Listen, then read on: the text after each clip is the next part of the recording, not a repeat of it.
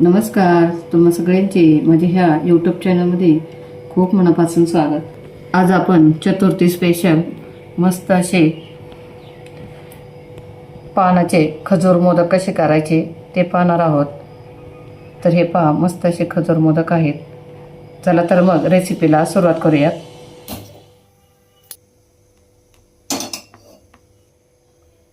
आता इथे कढईत आपल्याला अर्धी वाटी काजू भाजून घ्यायचे।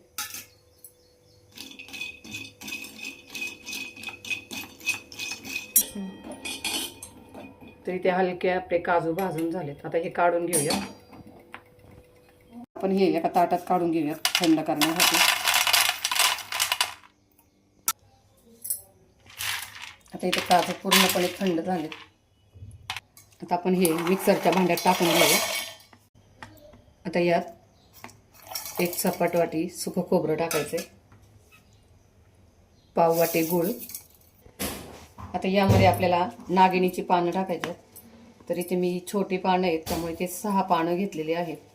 आपल्याला आधी ही नागिनीची पानं एकदम स्वच्छ धुवून पुसून घ्यायची।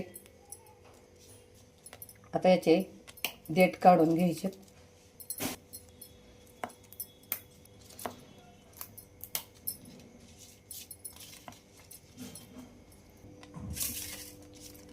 आता ही पानं आपण एकावर एक ठेवून चिरून घेऊया।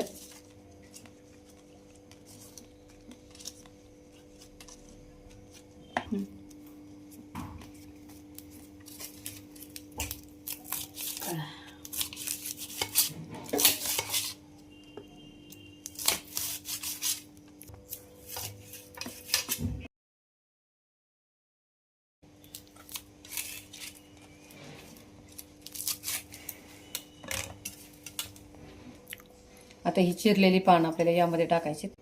आता यात आपल्याला भाजलेले बडीशेपची अर्धा चमचा पावडर टाकायची। आता हे वाटून घ्यायचंय।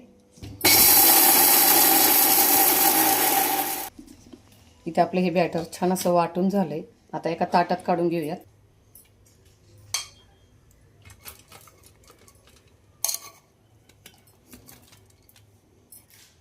आता या मिश्रणाचा आपण गोळा करून घेऊयात।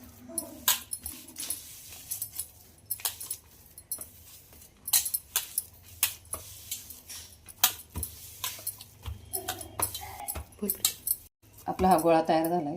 आता आपण याच्या आतलं सारण करून घेऊ। आता आतलं सारण तयार करण्यासाठी 1 वाटी सुक्या खोबऱ्याचे काप आता हे मिक्सरच्या भांड्यात टाकून घ्यायचे।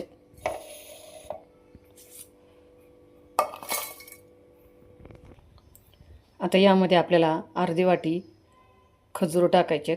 तर इथे मी खजुराच्या बिया काढून घेतल्यात आणि आता बी काढून घेतलेले खजूर आपल्याला यामध्ये टाकायचे। आता यात चिमूटभर मीठ टाकायचे।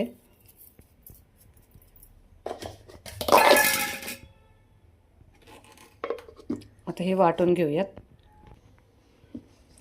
तर इथे हे मिश्रण छान असं वाटून झालंय। आता यामध्ये आपल्याला अर्धा चमचा वेलची पावडर टाकायची आणि पुन्हा एकदा हे आपल्याला फिरवून घ्यायचंय। तर वेलची टाकून आपलं हे बॅटर छान असं वाटून झालंय। आता एका भांड्यात काढून घेऊयात।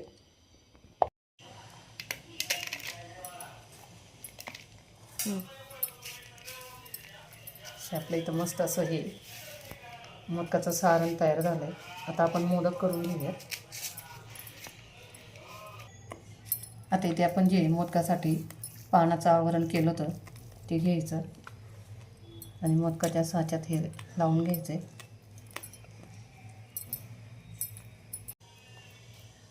आता यामध्ये आपण हे खजुराचं सारण भरून घ्यायचंय।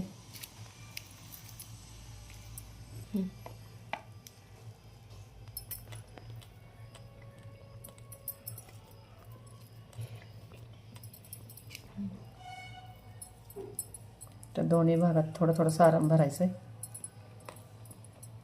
आणि आता हे बंद करून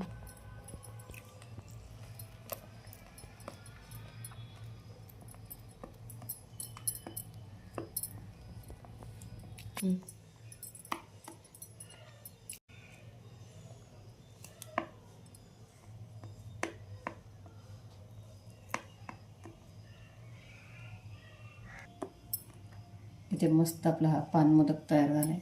सर्व मोदक अशाच पद्धतीने करून घेऊयात.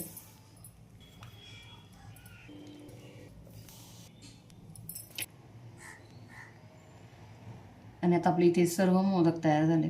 आपण वरून थोडंसं गार्निशिंगसाठी सुकं खोबरं टाकूया.